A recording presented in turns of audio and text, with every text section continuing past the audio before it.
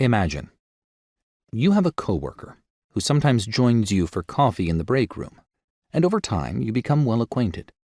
You even think of her as a friend. This person takes you into her confidence, telling you small secrets about her life that are emotionally charged. For instance, she is about to lose her beloved grandmother and doesn't know how she will bear it. Little by little, her stories gain momentum and the dilemmas become even more severe.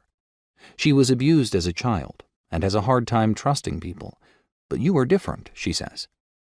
2 years ago, she was raped and lives daily with the fear that she might run into the rapist because he was never caught.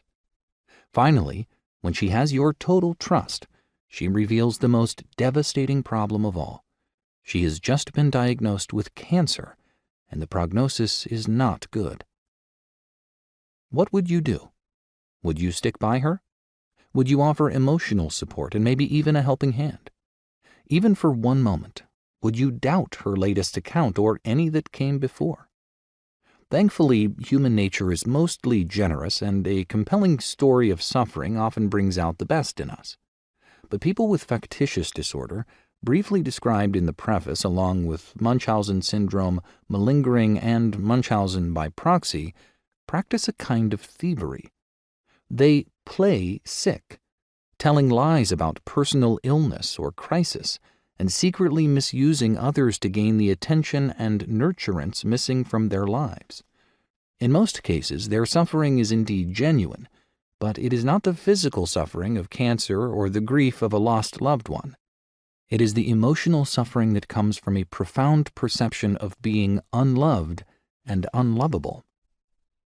Rhonda's story illustrates a mental illness that devastates the lives of those who come within its circle. Even though the account is inherently dramatic, it is true, but for changes to protect anonymity. It is also stunningly representative of how factitious disorder presents itself, plays out over time, and in some cases unravels. Despite the intensity of the deceptions, it is a case of factitious disorder, not Munchausen syndrome. Munchausen syndrome is the most severe subset of factitious disorder, in which patients evolve a lifestyle involving little but manufacturing illness. Generally, Munchausen patients travel continually to find new theaters in which to display their craft. Rhonda's case. Everyone who knew Rhonda agreed that she was a woman of amazing spirit.